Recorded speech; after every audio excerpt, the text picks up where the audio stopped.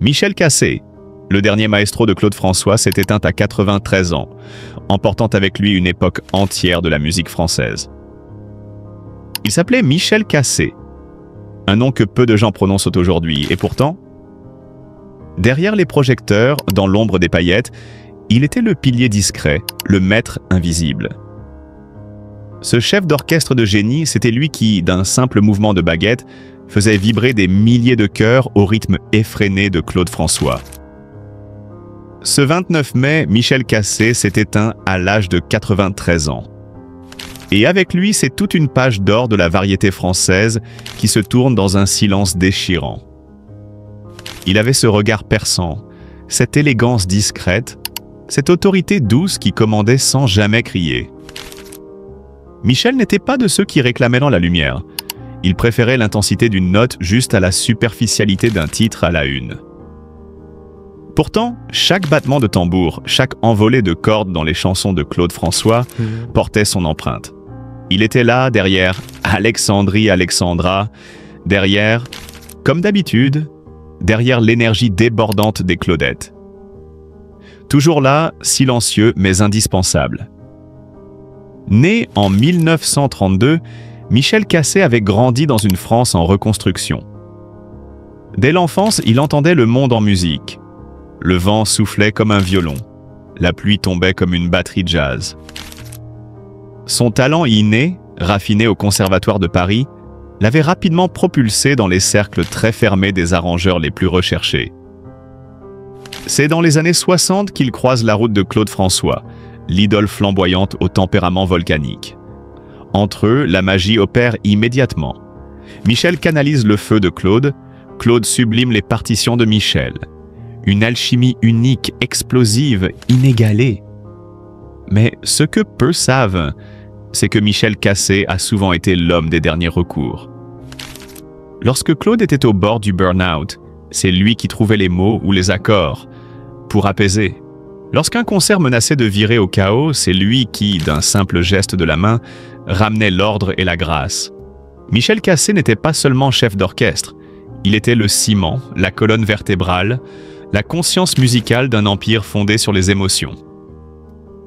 Et puis, il y eut cette nuit tragique de mars 1978. Claude François s'électrocute accidentellement dans sa salle de bain. La nouvelle fait l'effet d'un séisme. Pour Michel, c'est un monde qui s'écroule. Ce jour-là, j'ai perdu plus qu'un chanteur. J'ai perdu un frère d'âme, confiait-il des années plus tard, la voix nouée. Après la mort de Claude, Michel se retire peu à peu de la scène médiatique. Il continue d'arranger, de diriger, mais avec une pudeur infinie, loin des feux de la rampe. Il restait cet homme élégant, à la chevelure argentée, que l'on croisait parfois à l'Opéra Garnier ou dans les studios d'enregistrement. Toujours un crayon à la main, une mélodie dans la tête. Sa disparition à 93 ans, dans la paix d'une nuit printanière, a été annoncée par sa famille avec une sobriété qui lui ressemble. Mais dès l'aube, les hommages ont afflué. Anciens musiciens, chanteurs de toute génération, producteurs, tous saluent l'architecte invisible d'une époque révolue.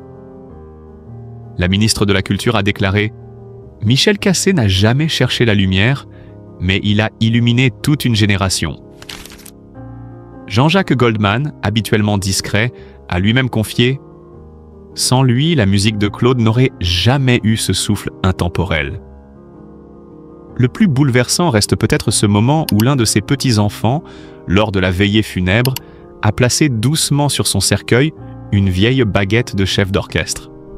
« Pour que tu continues de diriger les étoiles, papy », a-t-il murmuré. Et dans ce geste tendre, il y avait toute la grandeur de Michel Cassé. Un homme de l'ombre, mais dont la lumière brille encore dans nos cœurs. Aujourd'hui, le rideau se referme doucement sur une vie d'harmonie et de passion. Mais les accords de Michel résonneront toujours, dans les radios, dans les souvenirs, dans les larmes d'un public qui, sans toujours le savoir, lui doit tant. Adieu maestro, et merci. Michel Cassé, alias Gaston, l'adieu pudique d'un géant silencieux de la musique française. mercredi 28 mai. Alors que le soleil réchauffait doucement les ruelles de Vaison-la-Romaine, une nouvelle d'apparence discrète s'est glissée dans les colonnes locales. Pourtant, derrière cette annonce sobre, se cache une page entière de l'histoire musicale française qui se tourne. Michel Cassé s'en est allé. À 93 ans, dans la sérénité de sa demeure provençale, celui que ses proches appelaient tendrement Gaston a tiré sa révérence. Dernier survivant des mythiques compagnons de la chanson, il laisse derrière lui un héritage invisible, mais indélébile. Il est de ces noms que l'on croise rarement en une des journaux. Pas de scandale, pas de lumière aveuglante. Et pourtant, en grattant la surface, on découvre un homme dont le parcours a épousé les grandes heures de la chanson française. Un homme dont la vie fut une partition jouée dans l'ombre des projecteurs, mais avec une précision et une passion que peu auront égalées. Des débuts marseillais à la rencontre qui changent tout.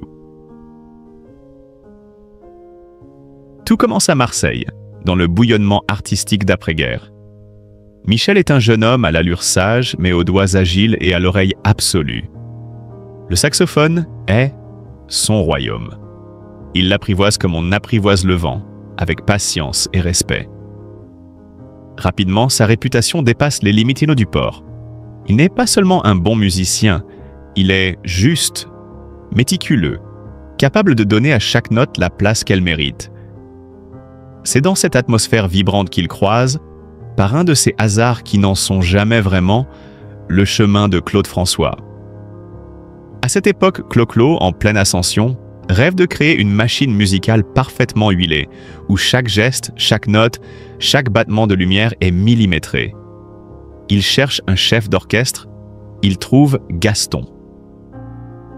Gaston, pilier de l'ombre chez Claude François. Claude François, qui ne laissait rien au hasard, avait l'œil. Très vite, il comprend que Michel, derrière sa discrétion légendaire, est une perle rare. Il le surnomme Gaston, un nom qui claque, qui réchauffe et qui colle à ce musicien toujours de bonne humeur, fiable et dévoué.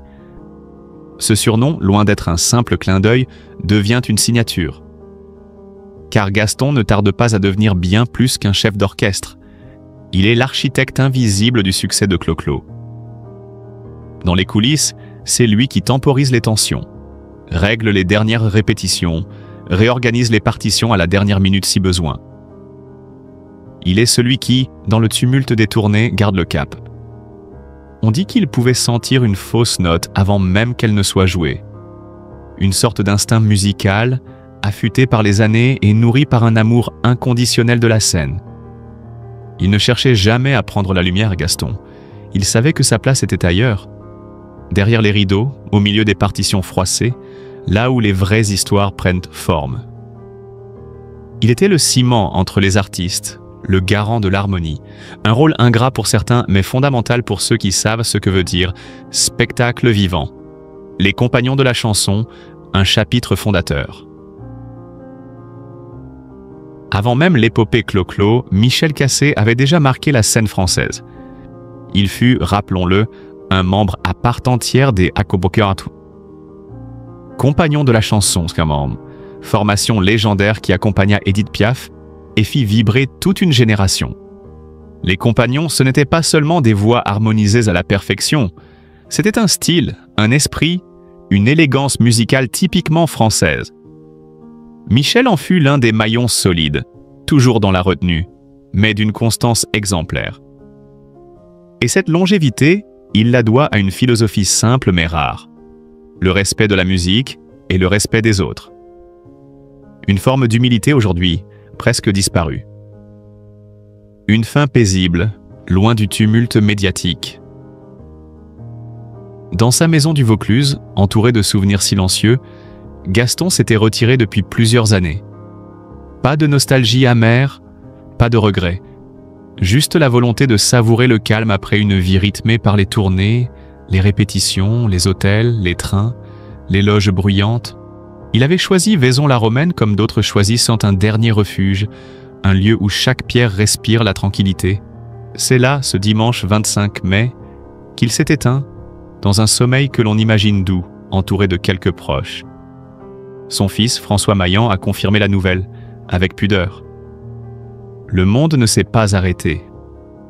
Mais dans certains cœurs, un silence s'est installé. Celui que l'on réserve aux grands, aux vrais. Un hommage discret à l'image de l'homme. Depuis l'annonce, les témoignages affluent, souvent discrets eux aussi, comme s'ils voulaient respecter la mémoire d'un homme qui n'aimait pas le bruit. C'était un seigneur, confie un ancien musicien. Il savait tout faire, mais ne le disait jamais. Aucune cérémonie nationale, pas de tapis rouge. Mais des pensées sincères, des larmes peut-être, chez ceux qui savent ce qu'il a apporté. Un vieux producteur résume « Sans lui, bien des stars n'auraient jamais brillé aussi fort. » Le dernier compagnon s'en est allé.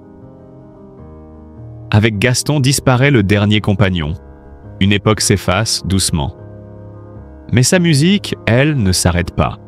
Elle continue de résonner dans les souvenirs, dans les archives, dans les cœurs, parce qu'un artiste comme Michel Cassé, même dans le silence, continue de transmettre une leçon, celle de l'élégance, de la fidélité, de la passion sans vanité. Adieu Gaston, merci pour l'harmonie. Michel Cassé, l'écho discret d'une époque dorée, de Claude François au nouveau compagnon. Dans les coulisses dorées de la grande chanson française, il existe des trajectoires que l'on ne voit pas toujours, mais qui traversent les décennies avec une fidélité bouleversante. Michel Cassé n'a jamais occupé le devant de la scène comme certains de ses contemporains, mais il a accompagné, soutenu et parfois même inspiré les plus grands. Il est de ces artistes qui, loin de rechercher la gloire personnelle, ont préféré consacrer leur vie entière à servir la musique, dans ce qu'elle a de plus authentique, de plus noble. L'histoire de Michel commence dans les années 60, alors que la France vibrait aux rythmes endiablés de la jeunesse yéyé, des mini-jupes, des idoles, et surtout d'un homme au charisme foudroyant, Claude François. À cette époque, Michel est un jeune saxophoniste prometteur, à l'oreille fine et au jeu habité. Il ne tarde pas à rejoindre l'orchestre de Claude François, devenant l'un des piliers invisibles de ses tournées et de ses enregistrements. C'est dans cette ambiance électrique, entre répétitions effrénées et shows millimétrés, qu'il apprend à maîtriser les rouages du métier. Il absorbe tout, l'exigence de la scène, la pression du succès, la puissance d'un refrain bien écrit. Mais la vie artistique n'est jamais un long fleuve tranquille. Et lorsque, en mars 1978, Claude François disparaît brutalement, c'est tout un monde qui vacille. Pour Michel, ce drame marque un tournant. Mais plutôt que de céder au silence ou de se replier sur lui-même, il choisit de poursuivre. Avec son instrument comme seul compagnon fidèle, il se lance dans une nouvelle aventure au sein d'un groupe déjà entré dans la légende. Les Compagnons de la chanson. Les Compagnons, c'est une institution. Nés dans l'après-guerre, ils ont traversé les décennies avec leur style inimitable, leur rigueur vocale et leur élégance toute française. Leur rencontre avec Édith Piaf, leur tournée aux États-Unis, leur succès dans l'Europe entière. Leur nom évoque une époque de grandeur, de chaleur, de partage. Michel, avec son passé auprès de Claude François, arrive avec une autre énergie. Il insuffle un nouveau souffle au groupe, apportant sa maîtrise rythmique, sa présence scénique, son sens du spectacle. Ensemble, ils sillonnent la France, enchaînent concerts et tournées et prolongent l'histoire magique des Compagnons pendant encore plusieurs années. Mais comme toute grande saga, celle des Compagnons finit par toucher à sa fin. Le groupe se sépare, dans une atmosphère teintée de nostalgie mais aussi de reconnaissance. Michel, fidèle à lui-même, on ne cherche pas la lumière. Il fonde alors son propre ensemble musical, avec lequel il continue de faire vivre la chanson française, jusqu'à son ultime concert en 1983. Et quel lieu plus symbolique que l'Olympia pour clore un tel parcours. Ce soir-là, sous les arches rouges mythiques de la salle parisienne, Michel Cassé tourne une page, dans un dernier souffle de musique et d'émotion. Puis vient le temps du retrait. Mais ce retrait n'est pas un abandon. Michel continue d'aimer, d'écouter, de transmettre. Il vit à travers les notes, les souvenirs, les conversations entre passionnés.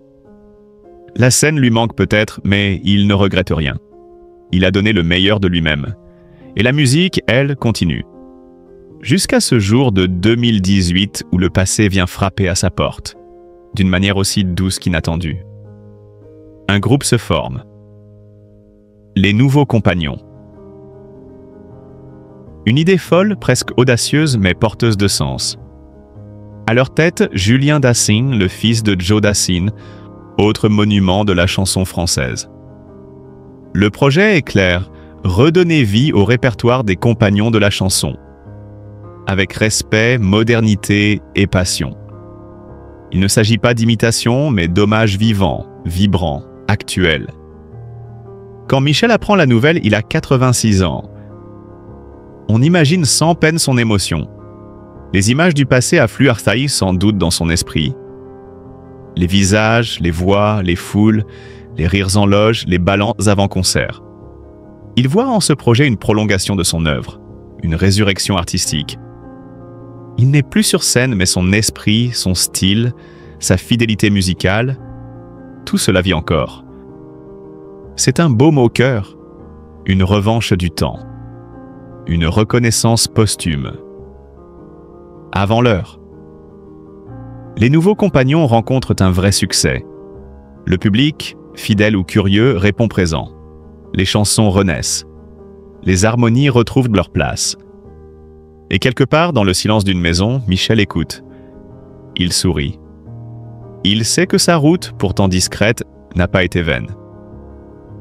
Aujourd'hui, Michel Cassé est peu cité dans les grandes encyclopédies musicales. Il n'a jamais été en tête d'affiche, n'a jamais fait la une des magazines. Et pourtant, il est l'un des derniers témoins d'une époque où la chanson française se construisait avec patience, avec foi, avec passion. Il est de ceux qui, sans jamais hausser la voix, ont influencé toute une génération.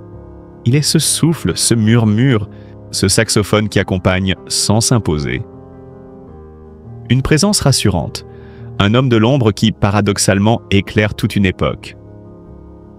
Dans une ère où tout va vite, où les carrières naissent et meurent en quelques saisons, où le succès se mesure en vues et en likes, le parcours de Michel Cassé nous rappelle autre chose.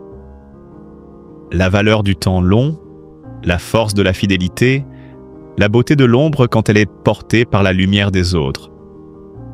Et peut-être qu'au fond, c'est cela le plus grand hommage. Savoir que l'on a semé, même dans le silence, des graines de musique qui continueront de pousser longtemps après que l'on ait quitté la scène. Michel Cassé n'a jamais été une star, mais il est une légende, discrète, silencieuse, essentielle. 2025, l'année du deuil.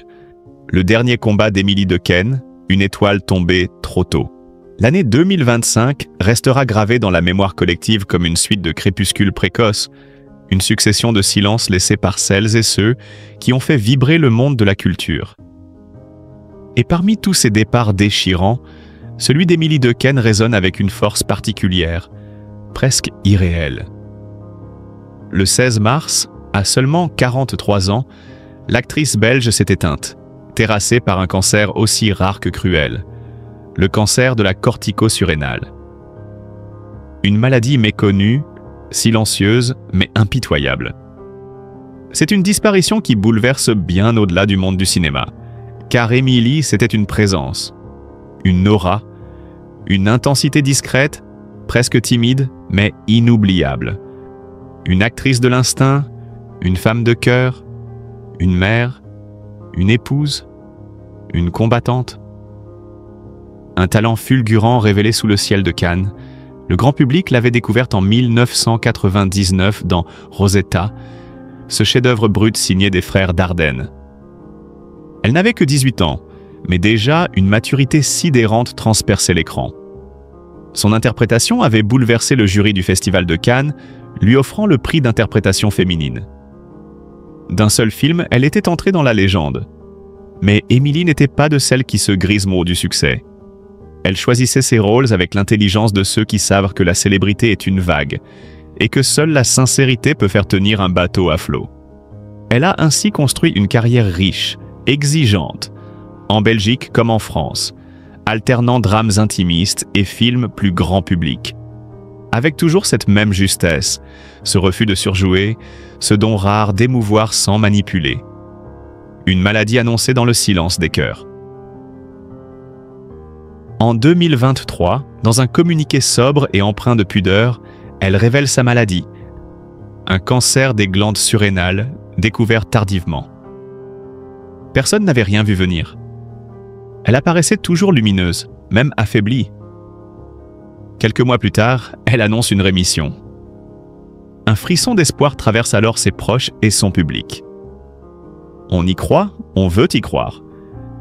Mais le répit est de courte durée. L'ennemi revient, plus agressif, plus sournois. Et cette fois, le combat est perdu. Ce n'est qu'à son décès que l'on comprend l'ampleur de la bataille qu'elle a menée, en silence, dignement, loin du vacarme des réseaux sociaux ou des plateaux télévisés.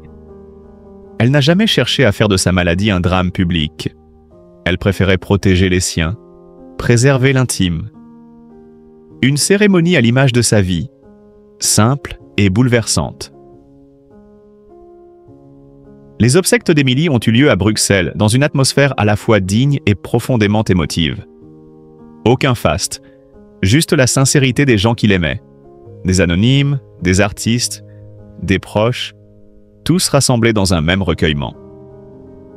Michel Ferracci, son mari, comédien discret et fidèle compagnon de route, a prononcé quelques mots. Pas pour parler de la douleur, trop immense pour être formulée, mais pour évoquer Émilie, la femme qu'il a aimée, la mère de leur fille Mia, aujourd'hui âgée de 12 ans. Il a lu quelques extraits d'un carnet qu'Émilie tenait pour Mia. Des lettres d'amour, de courage, des mots pour l'avenir qu'elle savait qu'elle ne verrait pas. La salle n'a pu retenir ses larmes. Une fillette debout dans le silence, un héritage d'amour. Mais c'est Mia elle-même, dans un geste d'une dignité bouleversante qui a bouleversé l'assemblée. Petite silhouette frêle vêtue de noir, elle a posé une fleur blanche sur le cercueil de sa mère. Aucun mot. Juste ce geste, pur, douloureux, magnifique. Elle a ensuite serré la main de son père, les yeux pleins de tristesse, mais aussi d'une étrange force. Comme si, malgré tout, elle avait hérité du courage de celle qui lui avait donné la vie. Une étoile éteinte dans une constellation endeuillée. Depuis le début de l'année, les mauvaises nouvelles se succèdent. Écrivains, chanteurs, comédiens, tous s'en vont, laissant derrière eux un vide que rien ne semble pouvoir combler. La disparition d'Émilie Dequesne n'est donc pas un drame isolé. Elle s'inscrit dans une année noire pour la culture. Mais elle en est sans doute l'une des pertes les plus poignantes. Parce qu'elle était jeune, parce qu'elle avait encore tant à offrir, parce qu'elle incarnait une forme d'élégance rare, celle qui ne s'achète pas, ne s'imite pas. Un legs d'humanité, de vérité, d'art. Les rôles d'Émilie Dequesne continueront de vivre. Ses films seront revus, ses performances redécouvertes. Mais au-delà de la pellicule, c'est une certaine idée du cinéma qui s'éteint avec elle. Celle d'un art sincère, exigeant, respectueux du public. Elle ne jouait pas pour plaire. Elle jouait pour dire quelque chose. Sur les femmes, sur la société, sur l'âme humaine. Aujourd'hui, dans les coulisses du théâtre de la vie, il reste son écho. Et dans le silence laissé par sa disparition, on entend encore ses mots, ses regards, ses silences. Il nous rappelle que les plus grandes actrices ne sont pas celles qui brillent le plus fort, mais celles qui touchent le plus juste. Émilie Dequesne est partie, mais son empreinte, elle, est éternelle. Michel Cassé, alias Gaston, le dernier souffle des compagnons de la chanson. Il est des voix qui s'éteignent sans bruit, mais dont l'écho demeure, suspendu dans le cœur de ceux qui n'oublient jamais. Le 28 mai 2025, dans le silence d'un matin ordinaire à Vaison-la-Romaine, c'est tout un pan de l'histoire de la chanson française qui a tiré sa révérence. Michel Cassé, connu du grand public sous le pseudonyme de Gaston, s'est éteint à l'âge de 93 ans. Il était le dernier survivant des légendaires compagnons de la chanson. Avec lui disparaît la dernière note d'un chœur qui a fait vibrer des générations entières, du chœur de la libération au dernier feu, d'une époque aujourd'hui révolue. Mais qui était vraiment Gaston? Derrière ce surnom affectueux, hérité d'une maladresse charmante et d'un clin d'œil à Gaston Lagaffe, se cachait un homme à la carrière étonnamment riche, discrète et foisonnante. Car Michel Cassé n'a pas toujours été un compagnon. Il a vécu 1000 vies avant de rejoindre, en 1973, cette formation mythique. Il y remplaça Jean Broussol à un moment où le groupe connaissait déjà une reconnaissance immense, et il y resta jusqu'au dernier souffle de la formation, en 1981-3, lorsque les compagnons firent leurs adieux sur la scène de l'Olympia. 20 ans d'histoire, et lui en aura vécu les 10 dernières, avec la ferveur de ceux qui savent qu'ils entrent dans la légende. L'enfant du Nord devenu jazzman.